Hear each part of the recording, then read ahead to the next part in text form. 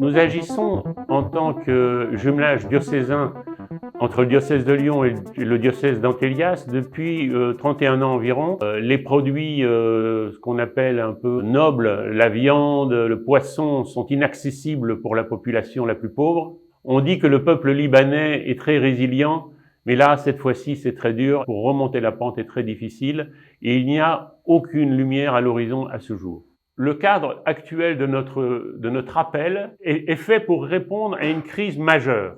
La crise majeure est à la fois une crise alimentaire et à la fois une crise d'éducation, puisque toutes les écoles sont en danger. Si nous voulons sauver et permettre aux jeunes Libanais d'avoir un avenir, il faut sauver ces écoles libanaises. Alors cette année, nous avons choisi effectivement de soutenir les écoles chrétiennes du Liban.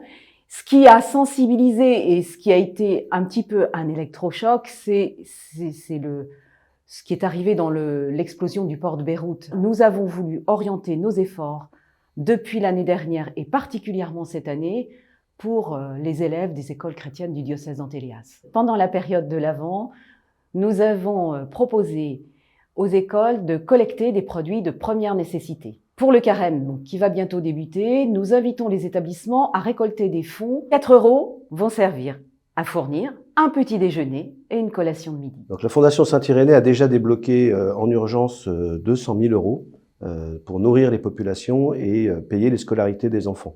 Et dans le cadre de l'action de carême du diocèse de Lyon, nous invitons les personnes de bonne volonté à faire un don à la Fondation Saint-Irénée pour justement aider plus de personnes, notamment dans la nourriture qui est organisée par les paroisses localement, et surtout pour payer les scolarités ou payer les professeurs, parce qu'on voit bien que le Liban ne s'en sortira que par l'éducation des enfants. Quand j'y suis allé en 2020, c'était la première fois que je mettais les pieds sur cette terre absolument fabuleuse qu'est le Liban, et j'ai surtout été marqué par la force intérieure des religieuses qui sont les directrices ou qui sont les professeurs des écoles.